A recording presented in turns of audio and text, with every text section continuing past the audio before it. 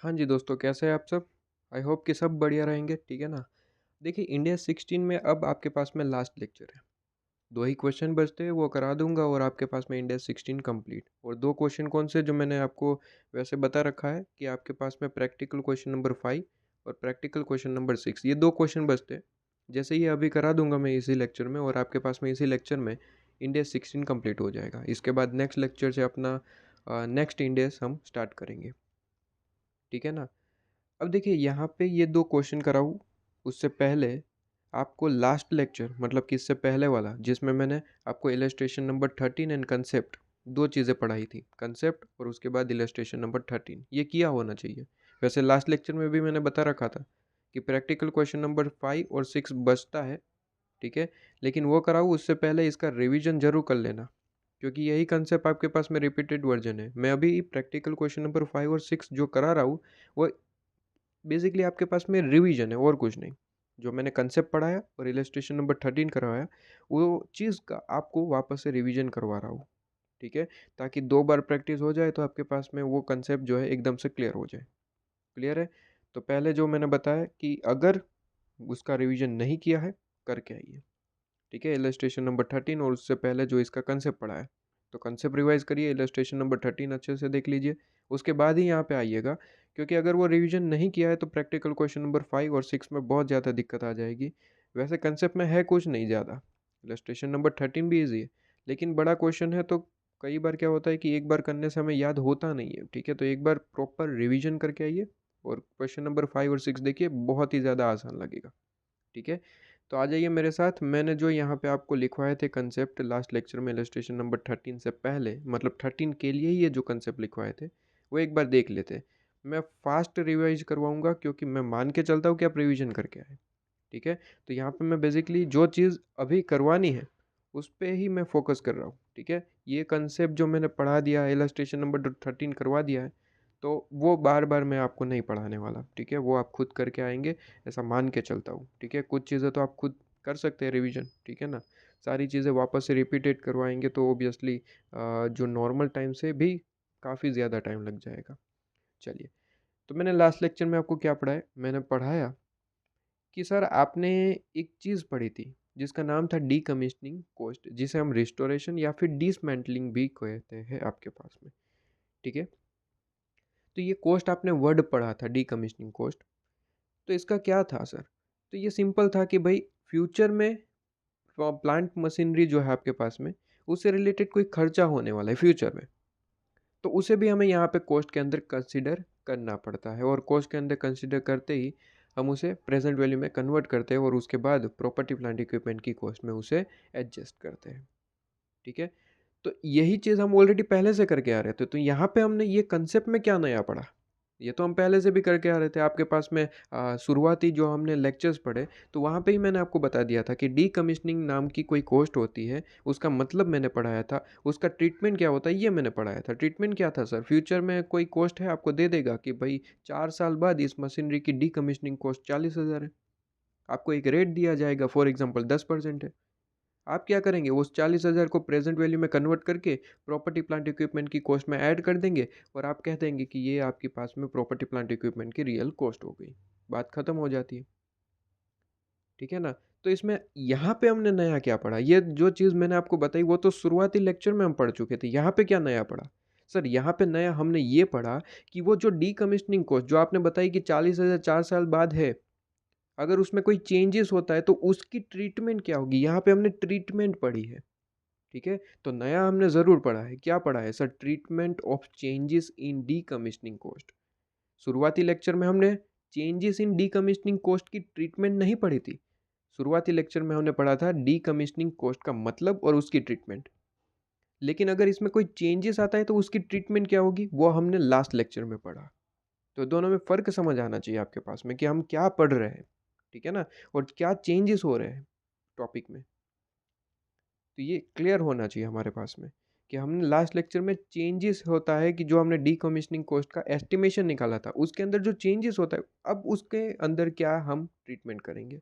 For example 40,000 हमने सोचा था 4 साल बाद, 2 साल ख़त्म हुए और तीसरे साल के शुरुआती दिनों में हमें पता चला कि सर वो 40 नहीं 30 होगा। तो हमें 10,000 कम करना पड़ेगा। तो 10,000 कम कैसे करेंगे, वो ट्रीटमेंट क्या है वो हमने लास्ट लेक्चर में पढ़ा था। ठीक है, और ट्रीटमेंट के लिए सिंपली इंडेक्स 16 आपको कहता है कि सबसे पहले हमें ये बताइए कि आपने कौन सा मॉडल अपनाया था। ऑब्वियसली आपने सब्सिक्वेंट रिवॉल्यूशन किया होगा ना, तो सब्सिक्वेंट रिवॉल्यूशन के लिए आपको याद करिए आपको क्या बताया था कि दो मॉडल है, जो चाहे आप यूज़ कर लीजिए, कोई दिक्कत नहीं है, कॉस्ट मॉडल या फिर रिवॉल्यूशन। तो यहाँ पे इंडेक्स 16 वही जानना चाहता है कि उस टाइम पे आपने कौन सा मॉडल अपनाया था, कॉस्ट मॉडल या फिर रिवॉल्यूशन। कहते हैं कि अगर कॉस्ट मॉडल अपनाया था तो कहते हैं कि आप चेंजेस क्या देख रहे हैं, चेंजेस इंक्रीज हुआ है या फिर डिक्रीज हुआ है। कहते हैं इंक्रीज हुआ है तो प्रॉपर्टी प्लांट इक्विपमेंट की कॉस्ट को बढ़ा दो, काम खत्म। कॉस्ट मॉडल बड़ा ही सिंपल था, उसमें कोई यहाँ पे ज़्यादा कुछ आपके पास में सोचने लायक चीज़ें नहीं थी। कहता है इंक्रीज हुआ है बढ़ा दो कॉस्ट को, डिक्रीज हुआ है कम कर दो कॉस्ट को, खत्म। कॉस्ट मॉडल बड़ा ही सिंपल था, प्रॉपर्टी प्लांट इक्विपमेंट की कॉस्ट को ही वो क्या करता था, फोकस करता था कि जो भी चेंजेस है प्रॉपर्टी प्लांट इक्विपमेंट की कॉस्ट में से करो। इसलिए देखिए यहाँ पे भी वही कहा उसने कि अगर डीकमिशनिंग कॉस्ट में भी आपका कोई चेंजेस हो रहा है तो उस हिसाब से प्रॉपर्टी प्लांट इक्विपमेंट की कॉस्ट में क्या होगा वही आपको ध्यान में रखना है, और उसके हिसाब से बस चेंज कर दो। इंक्रीज हुआ है तो ऐड कर दो, डिक्रीज हुआ है तो डिडक्ट कर दो, खत्म। The important point is revaluation model. ठीक है, और यहीं पे अभी जो मैंने इलस्ट्रेशन नंबर 13 करवाया है वो किस पे था, कॉस्ट मॉडल पे। इलस्ट्रेशन नंबर 13 जो है वो किस पे था सर, कॉस्ट मॉडल पे। यहाँ पे लिखना चाहे तो लिख लीजिए आप बाजू में। ठीक है, कि कॉस्ट मॉडल पे हमारे पास में कौन कौन से क्वेश्चन है, दो है वैसे। एक तो इलस्ट्रेशन नंबर 13 जो हमने करवाया,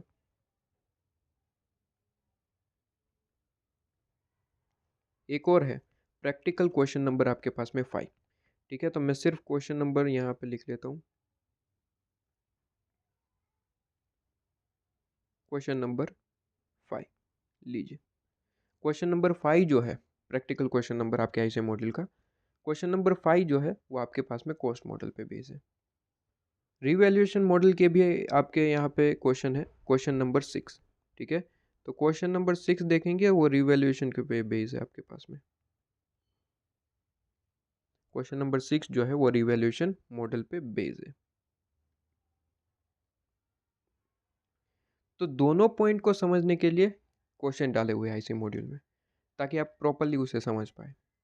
ठीक है, तो ये मैंने आपको बस यहाँ पे बता दिया कि आपको यहाँ पे क्लियरिफिकेशन रहे कि अगर इस पॉइंट में कोई दिक्कत आ रही है तो आपको कौन से क्वेश्चन देखने चाहिए। तो इलस्ट्रेशन नंबर 13 देख लो, 5 देख लो, कंप्लीट आपके पास में। रिवीजन की वक्त की बात कर रहा हूँ, अभी तो हम 5 और 6 तो देखने वाले हैं, लेकिन मैंने पहले ही बता दिया कि रिविजन के टाइम अगर कोई पॉइंट में आपको समझ नहीं आ रहा है, याद नहीं आ रहा है, तो आप क्वेश्चन देख लीजिए, समझ आ जाएगा। ठीक है, और लेक्चर तो यूट्यूब पे वैसे भी फ्रीली अवेलेबल है, मल्टीपल टाइम आप देख सकते हैं आपके पास में। ठीक है, डिलीट करने वाले नहीं है ये लेक्चर, ऐसे ही रहेंगे आपके पास, राइट। तो रिवैल्यूएशन मॉडल में क्या था सर, रिवैल्यूएशन मॉडल में थोड़ी सी दिक्कत थी। दिक्कत मतलब परेशानी वाली बात नहीं है, लेकिन उसमें थोड़े बहुत चेंजेस थे, इसलिए आपको थोड़ा ध्यान रखना पड़ेगा। कहते हैं कि सर रिवैल्यूएशन मॉडल आपने सब्सिक्वेंट टाइम जो है, सब्सिक्वेंट जब रिवैल्यूएशन किया होगा उस टाइम पे अगर रिवैल्यूएशन मॉडल अपनाया था तो यहाँ पे थोड़ा सा आप ध्यान रखिएगा। कहते हैं कि यहाँ पे आपको क्या ध्यान रखना है, सबसे पहले तो हमें ये बताइए कि चेंजेस जो है वो डिक्रीज हो रहा है या फिर इंक्रीज हो रहा है। चेंजेस जो है वो इंक्रीज हो रहा है या फिर डिक्रीज हो रहा है, वो आपको पहले देख लेना है। अब रिवैल्यूएशन मॉडल अगर अपनाया है और अभी ये जो चेंजेस हो रहा है वो इंक्रीज हो रहा है, ठीक है, तो आपको क्या करना है, ट्रीटमेंट सिंपल है। कहता है कि भाई अगर इंक्रीज हो रहा है मतलब कि आपके पास में जो ये लाइबिलिटी है, डीकमिशनिंग कॉस्ट एक तरीके की लाइबिलिटी है, मैंने आपको पढ़ा दिया ये सारी चीज़ें, ये तो बस रिवाइज करवा रहा हूँ फास्टली। तो कहता है लाइबिलिटी जो है वो इंक्रीज हो रही है, इसका मतलब ये हुआ लाइबिलिटी इंक्रीज हो रही है, मतलब क्या है सर, ये लॉस है एक तरीके का, कि भाई फ्यूचर में हमें ज़्यादा पे करना पड़ेगा, एक तरीके का लॉस है। तो हम क्या करेंगे सर, पीएनएल से एडजस्ट करेंगे, मतलब कि लॉस को पीएनएल में डाल देंगे, खत्म। और वाइसा वर्सा कहते हैं कि अगर लाइबिलिटी डिक्रीज हो रही है तो एक तरीके का ये प्रॉफिट है, गेन है। और गेन है तो हम कहाँ पे डालते थे, याद करिए सर, सब्सिक्वेंट रिवैल्यूएशन जब हम कर रहे थे रिवैल्यूएशन मॉडल, तो मैंने आपको बताया था कि लॉस हो रहा है तो पीएनएल में डालेंगे, वह उसी तरीके से अगर गेन हो रहा है तो रिवैल्यूएशन सरप्लस में डालेंगे। सारी चीज़ें ऑलरेडी पढ़ा चुके हैं हम, बस ये रिवाइज हो रहा है। और उसी पे बेस हमने इलस्ट्रेशन नंबर आपके पास में क्या देखा था सर, इलस्ट्रेशन नंबर 13 देखा था। ठीक है, बहुत सिंपल सा था, लेकिन बस वो कहते हैं ना कि थोड़ी की कैलकुलेशन थोड़ी सी बड़ी हो जाती है, तो आपको 2-3 बार रिवीजन की ज़रूरत पड़ती है। ठीक है, वैसे ईजी है, लेकिन 2-3 बार अगर आपने रिवीजन नहीं किया तो वही क्वेश्चन 2 हफ्ते बाद आपको हार्ड लगने लगेगा। 2-3 दिन तक तो वो आपको ईज़ी लगेगा क्योंकि वो तो ताज़ा-ताज़ा दिमाग में रहता है आपके पास में। लेकिन जैसे ही 2 हफ्ते गए, 3 हफ्ते गए, ये क्वेश्चन आपके लिए बन जाएगा एकदम हार्ड क्वेश्चन क्योंकि कंसेप्ट याद नहीं आएगा। बड़ा क्वेश्चन था ना, तो कंसेप्ट आपको रिवाइज़ करते रहना था, लेकिन किया नहीं, तो वही क्वेश्चन आपके लिए हार्ड बन जाएगा। तो मेरी तो एडवाइस है कि आप रिवाइज़ करिएगा 2-3 बार, ठीक है ना? फिर आपके ऊपर है, चलिए।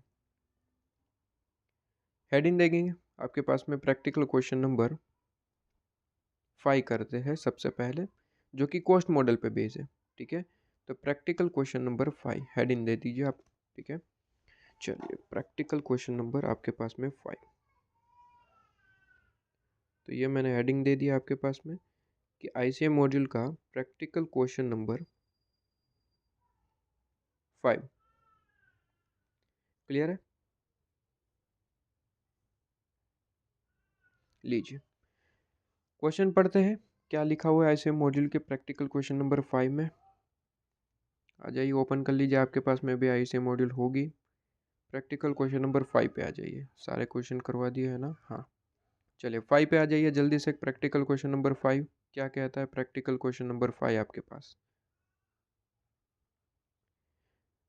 कहता है कि सर एक एंटिटी है, an entity has nuclear power plant है और रिलेटेड डीकमिशनिंग लाइबिलिटीज़ भी है, ठीक है?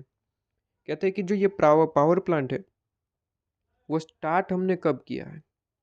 कहते हैं कि स्टार्ट किया है फॉर एग्जांपल 1 अप्रैल 2001 को। फॉर एग्जांपल 2001 ले लिया हमने, ठीक है? तो कहते हैं 2001 में हमने ये क्या किया सर? पावर प्लांट हमने स्टार्ट किया। तो ऑब्वियसली इसके लिए हमने प्लांट एंड मशीनरी परचेज करी होगी। तो ये कहते हैं कि वही चीज़ है कि इसके लिए जो ये पावर प्लांट हमने परचेज किया और स्टार्ट किया वो 1 अप्रैल 2001 को किया है। कहते हैं कि इसकी यूज़फुल लाइफ जो है ना वो 40 ईयर की है, ठीक है? कोई दिक्कत नहीं है। और इसकी जो कॉस्ट है, इनिशियल कॉस्ट, वो 1,20,000 है। 1,20,000 का ये पूरे का पूरा प्लांट है। तो इसमें भी हमें कोई दिक्कत नहीं है। पूरे का पूरा जो प्लांट है आपके पास में कितना है सर? 1,20,000। लेकिन इसी के साथ कुछ लिखा हुआ है, पढ़िएगा। कहता है कि विच इंक्लूडेड वेरी इंपॉर्टेंट। कहता है कि आपको जो है यहाँ पे ये जो 1,20,000 दिख रहा है उसमें कुछ चीज़ इंक्लूडेड है। क्या चीज़ इंक्लूडेड है? कहते हैं इंक्लूडेड डीकमिशनिंग कॉस्ट ऑफ ₹10,000। 10,000 की डीकमिशनिंग कॉस्ट ऑलरेडी इसके अंदर इंक्लूडेड है। इसका मतलब समझे कि नहीं सर? इसका मतलब ये है कि ये जो प्लांट है जिसकी वैल्यू 1,20,000 दिखा रहा है वो असल में 1,10,000 है। बाकी का जो 10,000 है वो डीकमिशनिंग कॉस्ट है जो इसके अंदर इंक्लूडेड है। और कुल मिला के वो कितने का बना सर? 1,20,000 का बना। समझ रहे? तो 10,000 इसके अंदर इंक्लूडेड है। कहता है which represent 70,400 in estimated cash flow payable in 40 year, जो कि रिस्क रेट ऑफ एडजस्टमेंट है वो 5% है। सर इसका क्या मतलब हुआ समझिएगा, बहुत ज़्यादा सिंपल है, कुछ है नहीं इसमें। मैंने कहा सर यहाँ पे जगह कम है तो यहाँ पे देख लेते हैं। मैंने कहा बहुत ज़्यादा सिंपल चीज़ है, समझिए। एक प्रॉपर्टी प्लांट इक्विपमेंट है पीपी, उसकी वैल्यू जो है वो 1,20,000 है क्वेश्चन के हिसाब से। क्वेश्चन ने कहा कि 1,20,000 है। कहता है कि बट 1,20,000 तो है। कहता है कि बट इसके अंदर इंक्लूडेड है, बट इंक्लूडेड रुपीज़ 10,000। 10,000 इंक्लूडेड है किस चीज़ का सर? कहता है डी कमिश्निंग कॉस्ट है। डी कमिश्निंग कॉस्ट जो है वो इंक्लूडेड है, ठीक है? हमने कहा इसमें भी कोई दिक्कत थोड़ी ना है, ये इंक्लूडेड है।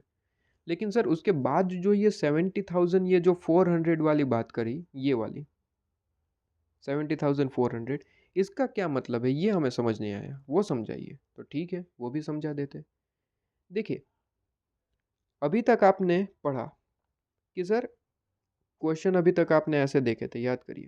कहते हैं कि प्रॉपर्टी प्लांट इक्विपमेंट की वैल्यू आपको दे देते थे, फॉर एग्जाम्पल 40,000, फॉर एग्जाम्पल 40,000। उसकी फिर लाइफ दे देते थे आपको क्वेश्चन में। कहते हैं for example 4 year, for example 4 years, ठीक है? 4 ईयर की लाइफ है। फिर आपको याद करिए रेट दिया जाता था, discounted rate of return, for example 10%। और उसके बाद आपको डीकमीशनिंग कॉस्ट दी जाती थी, डीकमीशनिंग कॉस्ट फॉर एग्जांपल 10,000, और फिर ब्रैकेट में वो लोग लिखते थे कि at end of fourth year, मतलब फोर्थ ईयर मतलब लाइफ जब ख़त्म होगी तो डीकमीशनिंग कॉस्ट लगेगी। ऐसा क्वेश्चन आपने सॉल्व किया है, बहुत सारे किए होंगे, शुरुआती लेक्चर में नहीं, ये मैंने आपको करवा दिया था ये सारे क्वेश्चन। तो ऐसे क्वेश्चन किए हुए सर, बहुत ज़्यादा सिंपल थे। कैसे सॉल्व करते थे सर? बहुत ज़्यादा सिंपल है। कहते हैं कि प्रॉपर्टी प्लांट इक्विपमेंट की कॉस्ट लेना है और प्लस डीकमीशनिंग कॉस्ट उसमें ऐड कर देना है। लेकिन सर, लेकिन 10,000 ऐड नहीं करना है। 10,000 तो at the end of fourth year है, उसे प्रेजेंट वैल्यू में कन्वर्ट करते थे, याद करिए। तो कैसे करते थे? कहते हैं कि सर प्रॉपर्टी प्लांट इक्विपमेंट की कॉस्ट हमें निकालनी है, तो हम ऐसे लिखते थे कि भाई सॉल्यूशन प्रॉपर्टी प्लांट इक्विपमेंट की कॉस्ट इज इक्वल टू, कहते हैं कि सर 40,000 तो जो आपके पास में इनिशियल कॉस्ट लगी है वो, और प्लस करते थे सर क्या सर? प्लस करते थे डीकमीशनिंग कॉस्ट। प्लस क्या करते थे सर? डीकमीशनिंग कॉस्ट को ऐड करते थे, डीकमीशनिंग कॉस्ट। और डीकमीशनिंग कॉस्ट को हम प्रेजेंट वैल्यू में कन्वर्ट करके ऐड करते थे। डायरेक्टली 10,000 नहीं होगा, 10,000 को प्रेजेंट वैल्यू में कन्वर्ट करना पड़ेगा, और जिसके लिए वो रेट भी देते थे, जैसे यहाँ पे मैंने दिया 10%। तो कैसे कन्वर्ट करते थे? मुझे ज़रा कन्वर्ट करके दिखाइए। बहुत ज़्यादा सिंपल था सर। इसका एक फॉर्मूला रहता था। क्या रहता था? कहते हैं कि जो अमाउंट है, अमाउंट जो है, जैसे कि यहाँ पे 10,000 है, तो अमाउंट को लेना है और मल्टीप्लाई करना है 1/1 प्लस आर की पावर n। ये फॉर्मूला था सर, ये फॉर्मूला था। सिंपल था, कोई दिक्कत नहीं थी। आर का मतलब रहता था सर 10 ईयर, 10% मतलब, ठीक है। आर का मतलब रेट 10%, और एन का मतलब नंबर ऑफ ईयर, कितने साल की लाइफ है, 4 ईयर। तो कहते हैं कि सर 1/1 प्लस 10% मतलब कि 1/1.1 is equal to 4 time press करना है, 4 ईयर है, 4 टाइम, तो ये आपके पास में 1 2 3 4, ठीक है, और मल्टीप्लाई 10,000। तो ये जो भी आंसर आता था वो प्रेजेंट वैल्यू होती थी 6,830, ठीक है। और ऐड करके हम बता देते कि आपके पास में ये प्लस 40,000 मैंने कर दिया, और ऐड करके ये बता देते थे कि ये प्रॉपर्टी प्लांट इक्विपमेंट की रियल कॉस्ट क्या है सर। ये रियल कॉस्ट आपके पास में आ गई, लो जी, कि 46,830। ऐसे क्वेश्चन हमने देख रखे हैं, ऐसे क्वेश्चन हमने देख रखे हैं, ऐसे क्वेश्चन देख रखे थे कि भाई फ्यूचर की कोई वैल्यू आपको दी जाती थी डीकमीशनिंग कॉस्ट की, और जिसे हम प्रेजेंट वैल्यू में खुद कन्वर्ट करते थे, और फिर उसे ऐड करके हम निकाल लेते थे अपना आंसर। ये क्वेश्चन तो ऑलरेडी देख चुके हैं सर, तो इसमें कौन सी बड़ी बात है? तो यहाँ पे भी वही चीज़ है, ठीक है, ध्यान से पढ़िएगा। कहते हैं कि सर समझिए, कहते हैं कि 1,20,000 इसकी कॉस्ट है, जिसमें इंक्लूडेड है 10,000 क्या सर? Decommissioning cost. अब 10,000 की पूरी कहानी बताई। कहते हैं कि सर ये जो 10,000 है ऑलरेडी प्रेजेंट वैल्यू में कन्वर्ट करके इन लोगों ने इंक्लूड कर रखा है। सर फ्यूचर में कौन सी वैल्यू थी? कहते हैं कि भाई फ्यूचर में मतलब कि 40 साल बाद उसकी वैल्यू कितनी थी सर? 70,400। 70,400, 40 साल की लाइफ है, eight the end of 14th year, 40th year आपके पास में क्या है सर? 70,400 वैल्यू है, जिसे हम प्रेजेंट वैल्यू में कन्वर्ट करते थे। लेकिन इन लोगों ने क्या किया? कैलकुलेट करके ऐड कर दिया। इसका मतलब ये हुआ सर, इसका मतलब ये हुआ कि सर ये जो प्रॉपर्टी प्लांट इक्विपमेंट की जो है लाइफ पूरे 40 साल है। ये लाइफ जो है वो पूरे 40 साल है, ईयर 0 to 40 ईयर, 40 ईयर्स। बात समझ रहे? आज हमने प्रॉपर्टी प्लांट इक्विपमेंट परचेज किया है 1,10,000 का। कितने का सर? 1,10,000 का, जिसमें 10,000 किस चीज़ का है सर? जिसमें 10,000 हमने ऐड किया किस चीज़ का सर? डीकमीशनिंग कॉस्ट का, और वो बना आपके पास में 1,20,000, वो बना 1,20,000। ये क्वेश्चन कहना चाहता है, और ये 10,000 ऑलरेडी प्रेजेंट वैल्यू में इन लोगों ने कन्वर्ट करके दे दिया। वैसे तो 14th ईयर पे आपके पास में कितना है सर? 70,400 इसकी वैल्यू है, और रेट 5% क्वेश्चन ने कहा। आप चाहे तो इसे कन्वर्ट करके देख लो, 10,000 ही आएगा। आपकी जो है बेसिकली अंडरस्टैंडिंग के लिए मैं कन्वर्ट करके आपको दिखा रहा हूँ। वैसे कभी भी क्वेश्चन में कन्वर्ट करने की ज़रूरत नहीं, वो खुद दे रहा है, तो फिर टाइम वेस्ट करने की कोई लॉजिक आपके पास में नहीं बनता, ठीक है। तो ये जो 70,400 है इसकी प्रेजेंट वैल्यू वो खुद निकाल के आपको दे रहे हैं, और कह रहे हैं कि हमने 10,000 ऐड कर दिया है, जिसकी वैल्यू आपके पास में 1,20,000 है टोटल। तो आपको उसे कैलकुलेट करके आगे बढ़ा देना है, ठीक है, ये कोई कैलकुलेशन करनी नहीं है, लेकिन आपकी अंडरस्टैंडिंग के लिए फ़िलहाल के लिए मैं आपको ये बता रहा हूँ कि ये सच में इन लोगों ने कैलकुलेशन प्रॉपर किया है। ठीक है, 40 साल है इसलिए वो खुद कैलकुलेट करके दे रहे हैं। 2-4 साल होते तो वो आपको कैलकुलेट करने के लिए देते, जैसे कि हमने अभी-अभी क्वेश्चन किया, मैंने आपको बताया एग्ज़ाम्पल। वैसे क्वेश्चन तो हम पास्ट में अब बहुत सारे कर चुके हैं। ठीक है, तो 2-4 साल की बात होती तो वो आप खुद करवाते थे। ठीक है, लेकिन यहाँ पे 40 साल है। इतनी बड़ी कैलकुलेशन आपको करवाने देंगे नहीं, क्योंकि टाइम वेस्ट होगा ना ज़्यादा। तो क्वेश्चन आईसीएआई ने इस तरीके से ड्राफ्ट किया कि हम खुद कैलकुलेट करके दे देते हैं, और आपको कंफ्यूज करने के लिए ये कहानी भी हम देते हैं। ठीक है, तो थोड़ा सा समझिएगा, थोड़ा सा दिमाग लगाइएगा। ये आपकी अंडरस्टैंडिंग के लिए करवा रहा हूँ। देखिए, 70,400 को 5% के हिसाब से प्रेजेंट वैल्यू में कन्वर्ट करके आइए, आपको पता चल जाएगा 10,000 वैल्यू है। चलिए मैं करवाता हूँ। कैसे करेंगे सर? फॉर्मूला यूज़ करेंगे, amount multiply 1 divide by 1 plus R की पावर एन। आर कितना है? 5%। और एन कितना है सर? 40 है, तो 40। लो जी, इसका आंसर निकालो, अभी पता चल जाएगा वो 10,000 ही आएगा। ठीक है, 10,000 ही आएगा। चेक करना है तो करिए। चलिए चेक करवा देता हूँ। 1 डिवाइड बाई 1 प्लस 5% मतलब कि 1.05, तो 1 divide by 1.05 is equal to, तो ये 1 हुआ। 40 टाइम हमें इज इक्वल टू प्रेस करना है, तो 2 3 4 5 6 7 8 9 10 11 12 13 14 15 16 20 21 22 23 24 25 26 27 28 29 30 31 32 33 34। ठीक है, 40 टाइम आपने प्रेस कर लिया होगा, इक्वल टू, ये देखिए ये सारी चीज़ें मैं आपको करवा चुका हूँ, इसलिए इस पे मैं ज़्यादा फोकस नहीं कर रहा हूँ। ये सारी चीज़ें तो कैलकुलेशन अब आपको आनी चाहिए। ठीक है, ये वही चीज़ है जो फाउंडेशन इंटर में भी कर देते हैं, इवन मैं फाइनल में भी आपको करवा चुका हूँ अपने पास्ट लेक्चर्स के अंदर। अभी हमने जो 12 लेक्चर किए उसमें कहीं ना कहीं मैंने आपको ये सारी चीज़ें पढ़ा दी है। ठीक है, तो अभी इस पे फोकस नहीं करूँगा मैं। राइट, तो 14th ईयर पे जो आपने इक्वल टू प्रेस किया 40 टाइम्स, तो जो आपके सामने आंसर आया उसे मल्टीप्लाई कर दो 70,400 से, तो आपके पास में आंसर आएगा 10,000। मेरे कैलकुलेटर में 10,000 आ चुका है, मतलब कि ये सारी कैलकुलेशन सही है। आपके यहाँ कैलकुलेटर में नहीं आया तो आपने कहीं गलती की है, 40 टाइम आपने इक्वल टू प्रेस नहीं किया होगा। ठीक है, तो वापस से वीडियो को पॉज करके ट्राई करिए, देखिए ये अभी के लिए आपके लिए ज़रूरी है ये सारी चीज़ें कैलकुलेट करना, ताकि आपका दिमाग चले कि हाँ, सही में कैलकुलेट आपने आईसीआई ने सही किया है। ठीक है, एग्ज़ाम में इसकी ज़रूरत नहीं है, मैं पहले ही बता रहा हूँ, एग्ज़ाम में वो खुद कह रहा है कि 10,000 है तो है। ठीक है, हमें कोई कैलकुलेशन नहीं करना है, कोई क्रॉस वेरिफिकेशन नहीं करना है। ये आपकी सिर्फ और सिर्फ अंडरस्टैंडिंग करके करवा रहा हूँ, और अभी आपको करना चाहिए क्योंकि आपकी अंडरस्टैंडिंग और ज़्यादा इम्प्रूव हो, इसमें और ज़्यादा आपका दिमाग चले। ठीक है, एग्ज़ाम में ये नहीं करना है। एग्ज़ाम में तो डायरेक्टली आपके पास में 20,000 वन आपको जो भी आंसर दिया है वो बस ख़त्म। ठीक है, उसमें कोई कैलकुलेशन एक्स्ट्रा आपको नहीं करनी है। ये सारी चीज़ें आपकी अंडरस्टैंडिंग के लिए थी, इसलिए मिटा देता हूँ। राइट, तो इसका मतलब समझ आना चाहिए कि क्वेश्चन ने आपको प्रेजेंट वैल्यू भी कन्वर्ट करके दी, और उसके पीछे की कहानी भी दे रहा है कि भाई 40 साल लाइफ है, और 14th ईयर पे आपके पास में 14th ईयर पे 70,400 का खर्चा होने वाला है। ठीक है, 5% इसका रेट है। आप चाहे तो क्रॉस वेरीफाई कर सकते हैं, लेकिन हमने कैलकुलेट करके दिया है, तो हम कभी भी इसका क्रॉस वेरिफिकेशन नहीं करेंगे एग्जाम के वक्त। यहाँ पे तो करिए, आपके पास में अंडरस्टैंडिंग इंप्रूव होगी। मैं तो कहता हूँ करना ही चाहिए। ठीक है, अभी के लिए, लेकिन एग्जाम में कभी नहीं करेंगे, टाइम वेस्ट नहीं करेंगे। ठीक है, वो खुद कह रहा है कि कैलकुलेट किया है तो वही लेंगे आपके पास में। क्लियर? ओके। अब कहता है कि सर आफ्टर 10 ईयर, 10 साल खत्म हुए आफ्टर 10 ईयर। बहुत बढ़िया, 10 साल ऐसे ही खत्म कर दिया हमने। 10 साल खत्म हुए, कहता है net present value of D commissioning liability decrease करती है 8,000 से। ओहो, changes in estimation of D commissioning liability, जो लास्ट लेक्चर में हमने टॉपिक पढ़ाया।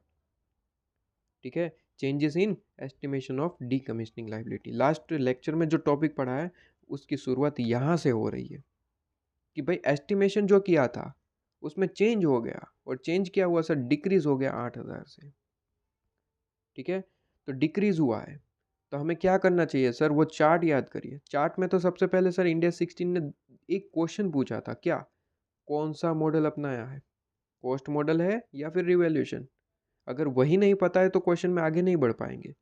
ठीक है, तो क्वेश्चन ऑलवेज आपको बताएगा कि कौन सा मॉडल है, लेकिन 99.99% क्वेश्चन बताएगा, लेकिन चलो मान लेते कि क्वेश्चन बताना भूल गया, तो फिर आप क्या करेंगे सर? तो आप नोट लगा देंगे सबसे पहले, सॉल्यूशन में सबसे पहले नोट लगा देना कि एज्यूम डेट कि ये जो एंटिटी है उन्होंने कोस्ट मॉडल अपनाया था या फिर रिवॉल्यूशन।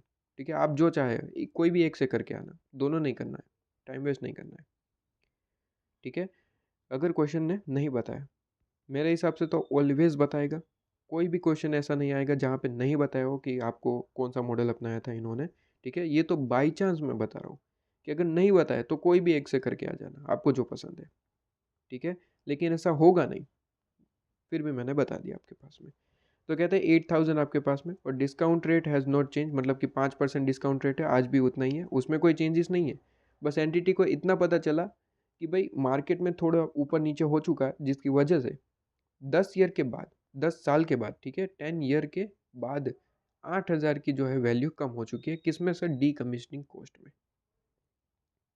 ठीक है, और कहता है कि एग्जामिन करिए कि how the entity will account for above changes, ये जो चेंजेस हमें हुआ है एस्टिमेशन में, ठीक है, उसका अकाउंटिंग आप कैसे करेंगे ये आपको बताना है। और देखिए लास्ट में बता दिया कि भाई कंपनी ने क्या अडॉप्ट किया है? Cost model. ठीक है, तो ये जो क्वेश्चन है वो किस मॉडल पे बेस है सर? कॉस्ट मॉडल के बेस है। ठीक है, तो ये चीज़ आपके पास में क्लियरली क्वेश्चन ने बता रखा है। क्वेश्चन ने क्लियरली आपको यहाँ पे बता रखा है कि हमने कौन सा मॉडल अपनाया है सर? कॉस्ट मॉडल है, एडोप्टेड कॉस्ट मॉडल। लो जी, क्वेश्चन बड़ा ही सिंपल है। ठीक है, आ जाइए।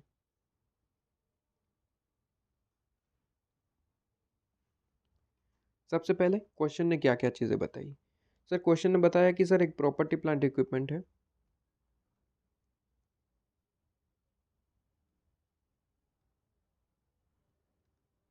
कहते हैं कि सर इसकी वैल्यू जो है वो 1,20,000 है।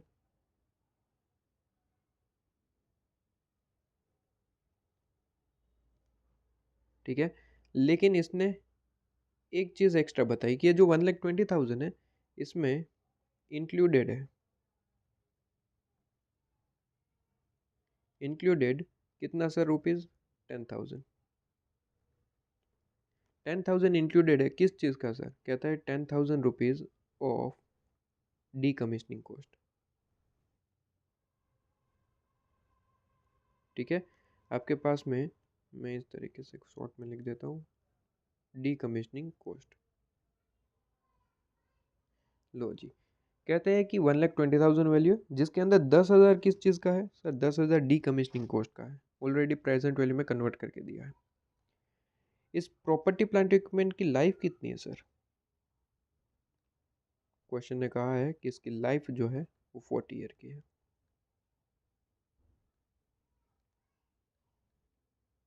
40 ईयर्स। सर एक और डी कमीशनिंग से रिलेटेड कहानी इन्होंने बताई।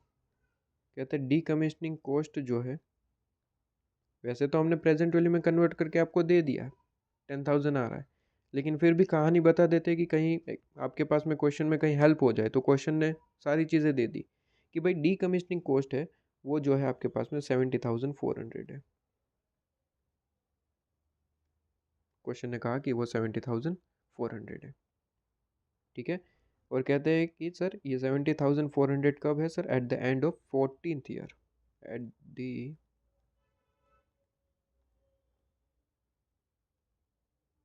एंड ऑफ 14th ईयर, कि 40 साल बाद की जो वैल्यू है।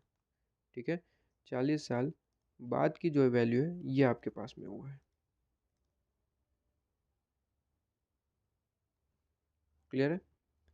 इसी के साथ उन्होंने रेट भी दे दिया कि भाई rate of discount, rate of interest आपके पास में कह सकते हैं, डिस्काउंट रेट कह सकते हैं, प्रेजेंट वैल्यू रेट आपके पास में वो कितना है सर? 5% है, क्वेश्चन ने कहा। बहुत बढ़िया। इतनी चीज़ बताने के बाद मेन क्वेश्चन तो अब पूछ रहा है। कहते हैं कि सर मेन क्वेश्चन तो ये है, कहता है आफ्टर 10 ईयर, 10 साल खत्म होने के बाद। ठीक है, आफ्टर 10 ईयर या फिर beginning of the 11th year, मैं ऐसे भी वर्ड यूज़ कर सकता हूँ। ठीक है ना, तो कहते हैं कि sir after 10 year, after 10 years पता चला कि सर डीकमीशनिंग कॉस्ट जो है, डीकमीशनिंग कॉस्ट जो है वो डिक्रीज हो रही है, डिक्रीज्ड बाय 8,000 रुपीज़। 8,000 ही था, मैं एक बार के लिए कंफर्म कर लेता हूँ कि क्वेश्चन में 8,000 बताया था क्या। यस, क्वेश्चन में 8,000 ही था। 10 साल बाद उसका 8,000 यहाँ पे कम कन्वर्ट हो रहा है, ठीक है। ओके, तो ये कुल मिला के कहानी कही गई और फिर आपको बताया गया कि कंपनी ने जो है क्या किया है सर, कॉस्ट मॉडल अपनाया है, कॉस्ट मॉडल किया हुआ है और कहता है कि भाई इसका अकाउंटिंग हमें बता दो। तो बहुत ज़्यादा सिंपल सा क्वेश्चन है, सॉल्यूशन करिए।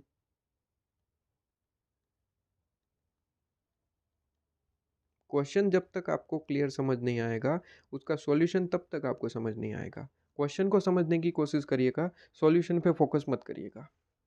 क्वेश्चन समझिए कि क्वेश्चन पूछना क्या चाहता है, उसने इन्फॉर्मेशन क्या दी और इन्फॉर्मेशन का मतलब क्या निकल के आता है। जैसे कि ये इन्फॉर्मेशन उन्होंने दी है, लेकिन शुरुआती जो हमने लाइंस पढ़ी उसमें इसका कोई रेलिवेंस नहीं बना, क्योंकि इसका प्रेजेंट वैल्यू खुद कैलकुलेट करके इसमें ऐड किया है। तो इसका बेसिकली ऊपर ऊपर देखने से इसका कोई रेलिवेंस बना नहीं कि ये देने का कारण क्या है, ऐसा ही दिया है ऐसा लग रहा है।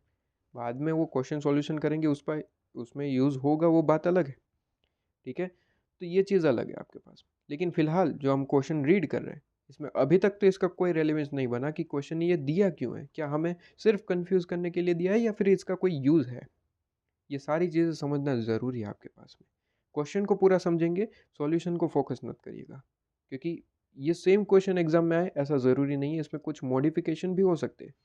और ये मॉडिफिकेशन तभी समझ आएंगे जब इस टाइम पे, जब आप ये पढ़ रहे हैं उस टाइम पे आपने क्वेश्चन पे फोकस किया है, ना कि सॉल्यूशन पे। क्लियर है। क्वेश्चन क्या पूछ रहा है, सबसे पहले ये पूरे का पूरा क्वेश्चन को अच्छे से समझिए, उसके बाद ही सॉल्यूशन को देखिए। चाहिए तो 5 मिनट और लीजिए, वीडियो को पॉज करिए, क्वेश्चन को अच्छे से और एक बार रीड करिए, उसके बाद सॉल्यूशन पे जाइए। क्लियर है। ओके, तो कहता है पूरी की पूरी अकाउंटिंग ट्रीटमेंट आपको बतानी है कि ये जो चेंजेस हुआ है उसकी क्या ट्रीटमेंट होगी। बहुत ज़्यादा सिंपल है। मैं अगर इस डायग्राम के थ्रू, एक चार्ट के थ्रू मैं आपको बताऊँ तो टोटल यहाँ पे अगर कंपनी की जो यहाँ पे लाइफ है, ईयर 0 से स्टार्ट होते हुए ईयर 40 तक जा रही है। कहाँ तक जा रही है सर, ईयर 40। 40 साल की लाइफ है, तो 14th ईयर।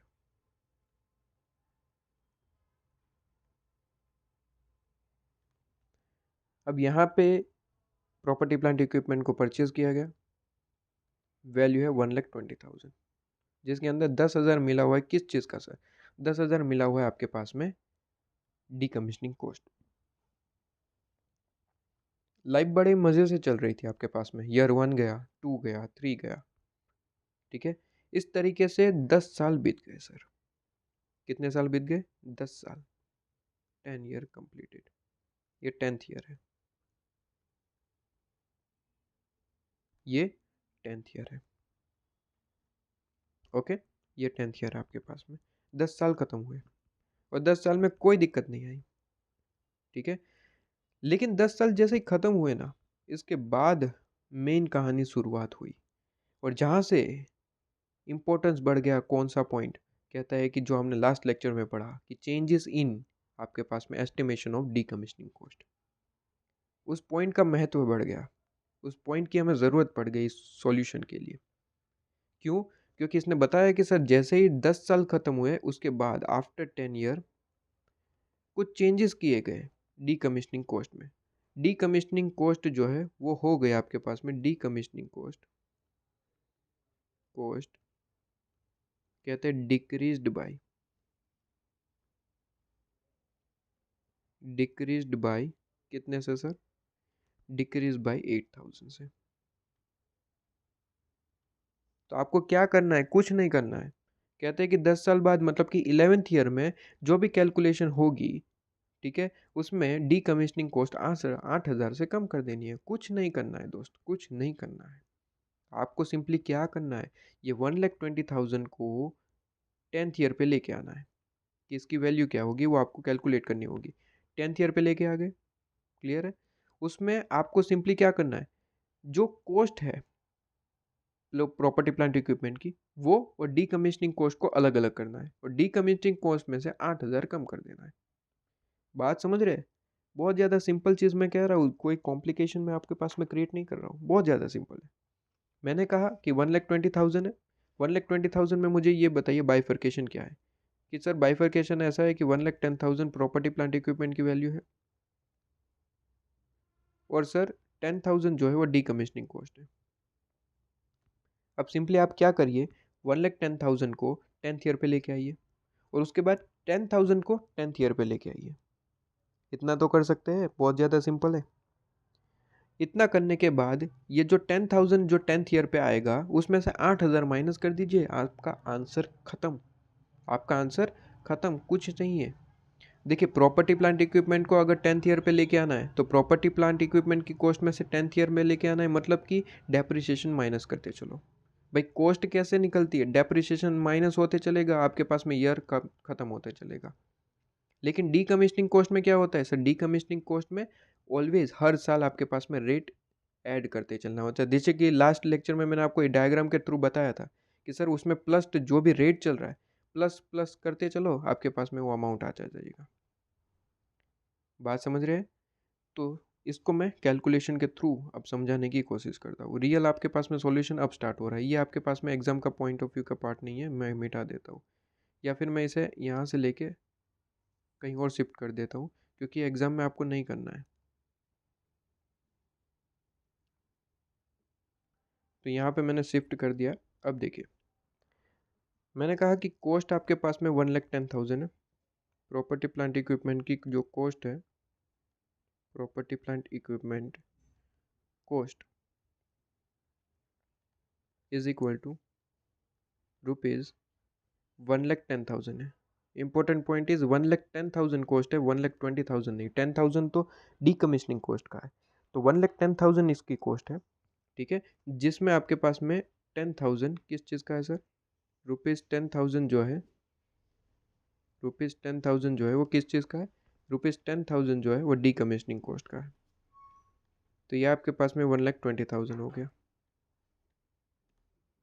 क्लियर है? बाइफरकेशन कुछ इस तरीके का है, लेकिन बाइफरकेशन की हमें ज़रूरत नहीं है वैसे, आप डायरेक्टली, क्योंकि क्वेश्चन ने खुद बाइफरकेशन करके आपको दे रखा है कि 1,20,000 आ कैसे रहा है। तो कहते हैं प्रॉपर्टी प्लांट इक्विपमेंट की कॉस्ट 1,20,000। ठीक है, 1,20,000 आपके पास में प्रॉपर्टी प्लांट इक्विपमेंट की कॉस्ट है। अब इसे क्या करना है, इसे सिंपली हमें कहाँ पे लेके जाना है, हमें लेके जाना है आपके पास में 10th ईयर पे। ये तो ईयर अभी स्टार्टिंग पे, ईयर 0 पे।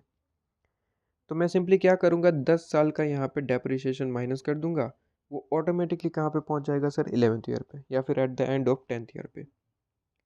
तो मैं सिंपली क्या करूँगा, इसमें से डेप्रिसिएशन माइनस करूँगा, तो माइनस डेप्रिसिएशन, डेप्रिसिएशन। ठीक है, तो यहाँ पे डेप्रिसिएशन कितना है, 1,20,000 मल्टीप्लाई कितने साल है सर, 10 साल की लाइफ, मतलब लाइफ तो 40 ईयर की है, 10 साल में कितना होगा, तो into 10 divide by 40।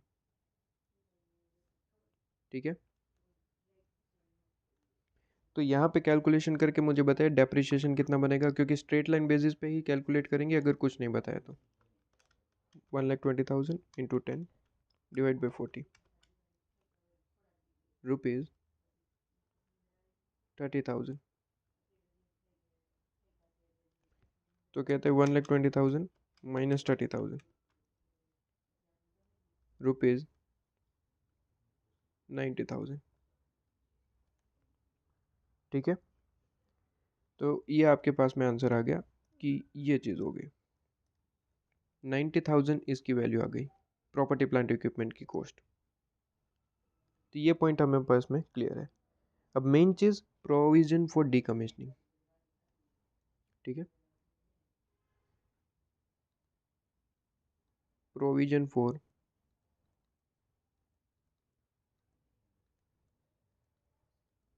Decommissioning cost. ठीक है, प्रोविजन फॉर डीकमीशनिंग कॉस्ट। कितना अमाउंट आ रहा है? कहता है कि आपके पास में ये जो था वो स्टार्टिंग में इनिशियल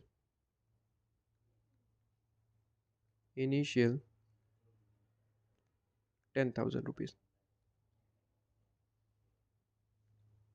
इनिशियल कितना है सर? 10,000।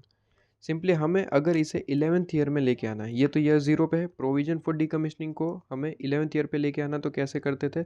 मैंने ऑलरेडी लास्ट लेक्चर में आपको पढ़ा दिया, इसलिए मैंने कहा था कि यहाँ पे आपके पास में क्या करेंगे सर, याद करके रिवीजन करके आएंगे, ठीक है। तो यहाँ पे मैंने कहा कि सर अगर इसमें डीकमीशनिंग कॉस्ट का फाइनेंस कॉस्ट ऐड करना है, बेसिकली फाइनेंस कॉस्ट हम वर्ड बोलते हैं बेसिकली, ठीक है। लास्ट लेक्चर में मैंने ऑलरेडी पढ़ाया था, वापस से एक बार बता देता हूँ कि कोई एक चीज़ जो है प्रेजेंट में है, अगर आप उसे फ्यूचर में लेके जाना चाहते हैं तो आपको सिंपली कुछ नहीं करना है, जो भी rate of discount rate of आपके पास में रेट दिया गया है क्वेश्चन में, वो सिंपली ऐड करते चलना है। जितनी ईयर के लिए चाहिए उतना आपको ऐड करना है, ठीक है। तो जैसे कि 10,000 को आपको फ्यूचर में लेके जाना है, फ्यूचर में मतलब 10 साल के बाद, तो 10 बार आप 5% ऐड करिए, क्योंकि रेट 5% है ना। तो 10,000 प्लस 5% प्लस 5%, ऐसे आपको क्या करना है? 10 बार करना है, तो करिए। 10,000 plus 5% plus 5% plus 5% plus 5% plus 5%, ऐसे 10 बार करिए, ठीक है। तो 10 बार जैसे ही करेंगे आपके पास में आंसर आएगा ₹16,289 आ रहा है। तो ये क्या चीज़ है? 16,289, ये आपके पास में आ गया 10वें साल की लाइफ, मतलब कि 10th ईयर के एंड में। तो मैं यहाँ पे लिख देता हूँ eight the end of 10th year, eight the end of 10th year. ये मैंने करवाया था आपके पास में लास्ट लेक्चर में, ठीक है। Eight the end of 10th year.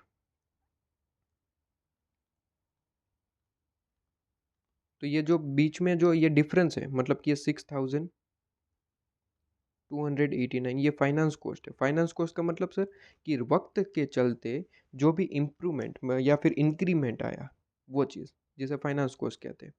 ये तो बस कैलकुलेशन का सही तरीका है, बाकी तो हम डायरेक्टली 10 में से ये निकाल चुके, लेकिन ये दिखाने का तरीका है कि आपको इस तरीके से दिखाना पड़ता है। क्लियर है? तो ये चीज़ आपके पास में है। अब देखिए ये जो आंसर आप देख रहे हैं 16,289, इसे निकालने के दो तरीके, आप चाहे दोनों में से जो भी आप अपनाएं। ये तरीका जो मैंने करवाया वो सिंपल है आपके पास में, कि इसको कैसे निकालते हैं। तो ये आप यहाँ पे कैलकुलेशन ज़रूर दिखाइएगा कि कैसे निकला ये कैलकुलेशन। तो कहते हैं 10,000 मल्टीप्लाई 1 + r⁴n। आप इस तरीके से इसका सॉल्यूशन निकाल सकते हैं, ठीक है।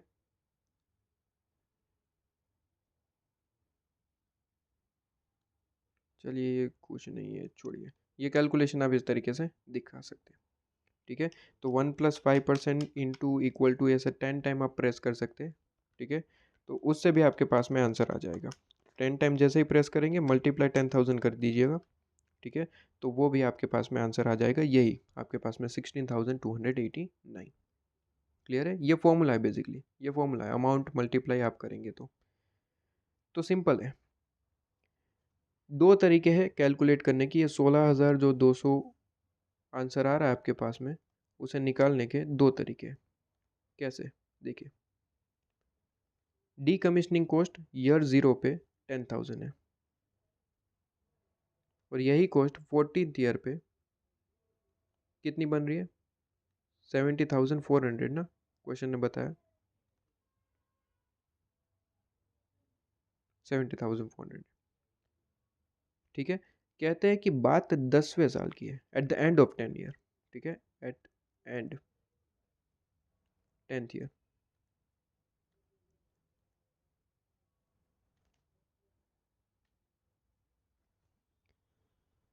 तो या तो आप ये 10,000 को यहाँ पे लेके आइए तो भी सेम आंसर आएगा, ठीक है।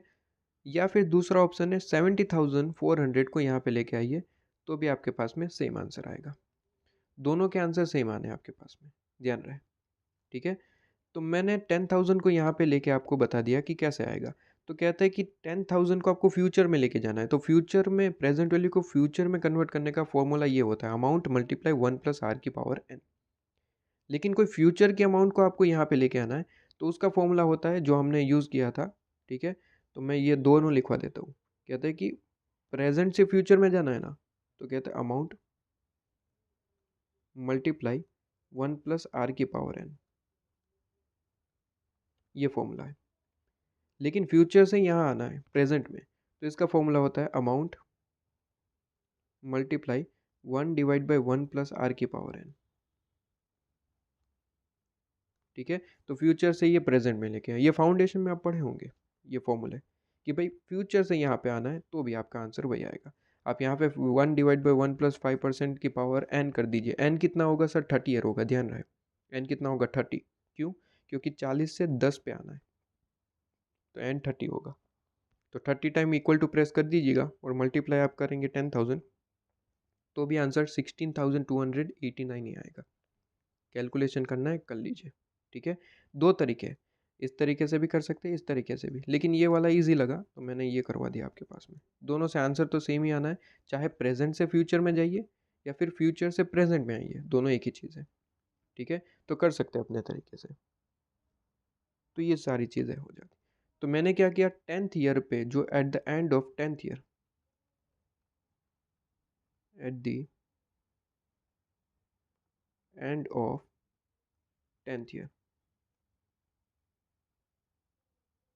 ठीक है, eight the end of 10th year आपके पास में ये मैंने दोनों का अमाउंट निकाल लिया कि प्रॉपर्टी प्लांट इक्विपमेंट की वैल्यू है 90,000, प्रोविजन फॉर डीकमिशनिंग कितना था आपके पास में 16,289। समझ रहे? तो कहते हैं कि सर अब यहाँ पे मेन चीज़ जो क्वेश्चन ने पूछी कि सर डीकमिशनिंग कॉस्ट जो है, डीकमिशनिंग कॉस्ट जो है वो डिक्रीज हो रहा है, डिक्रीज्ड बाय कितने से सर? ₹8,000। तो सिंपली 8,000 से डिक्रीज कर दो। वैल्यू अभी कितनी है सर? 16,289, 8,000 माइनस कर दो, तो आपके पास में रियल वैल्यू निकल के आ जाएगी। सिंपल है। तो कहते हैं जो वैल्यू है वो कितनी है? ₹16,289 डिक्रीज्ड बाय, माइनस कर दूंगा, कहते हैं डिक्रीज्ड हो रहा है कितना sir? ₹8,000।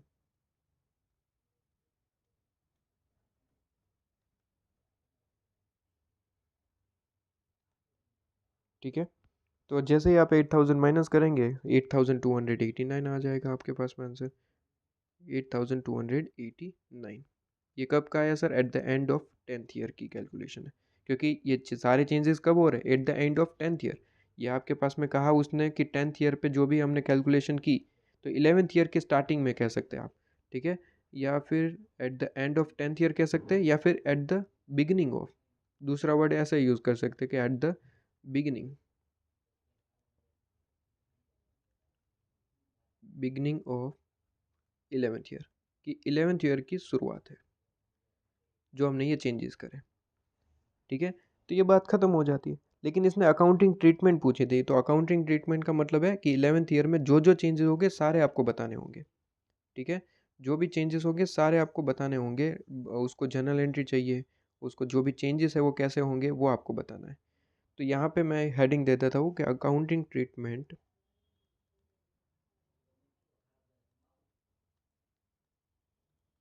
Accounting treatment at the end of 11th year.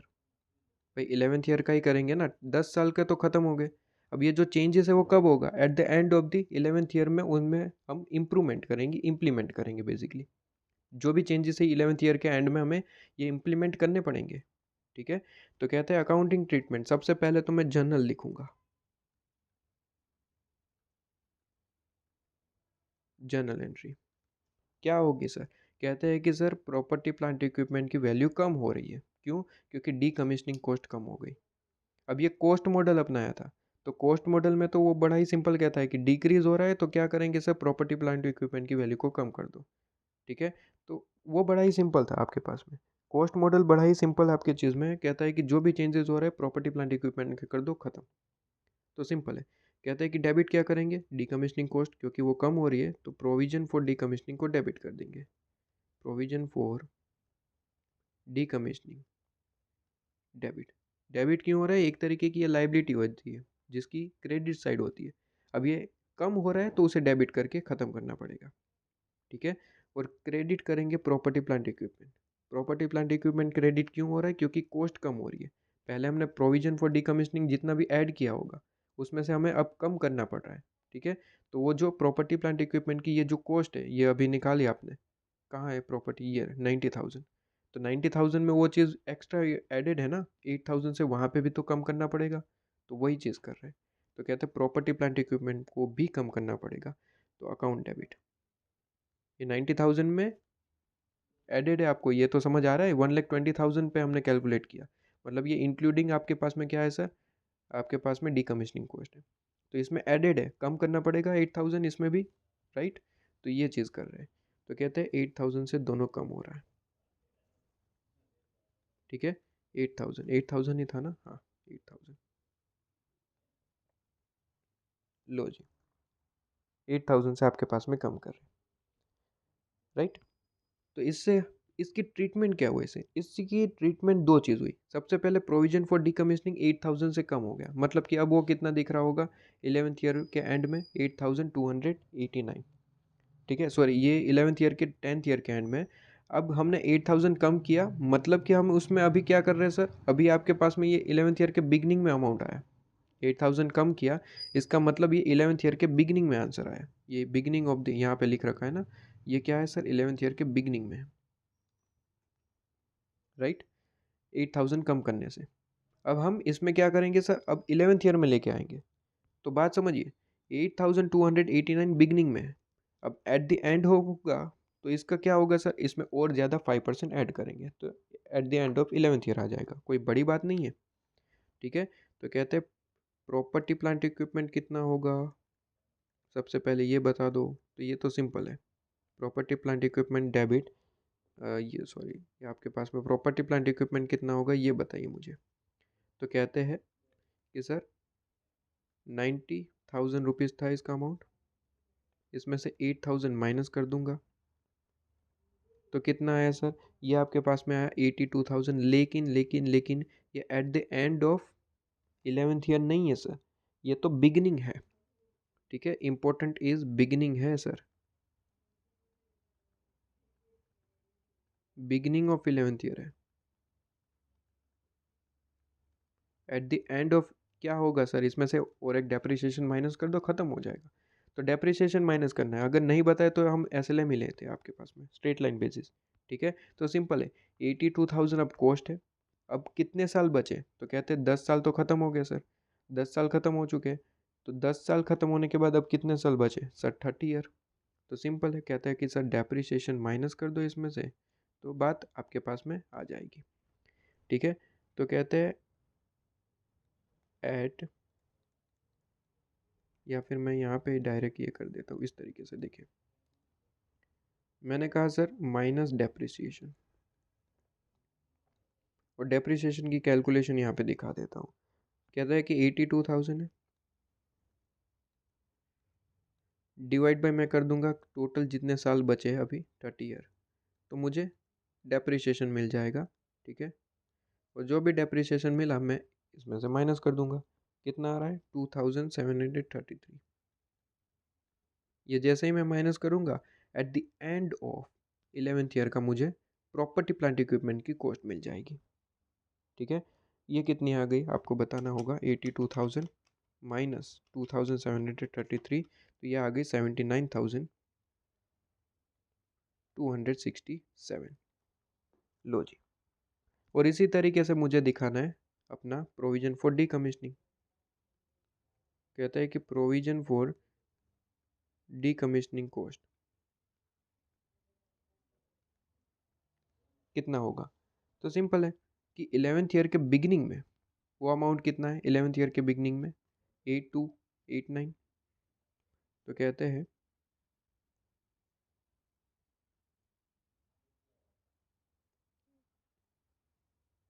82, 89 eight beginning है।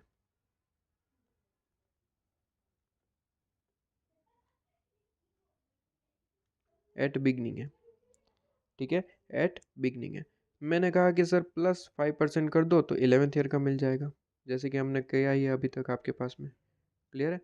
5% आपके पास में कर देंगे, 8289 इंटू 5% करेंगे तो कितना होगा, 414 समथिंग होगा आपके पास में।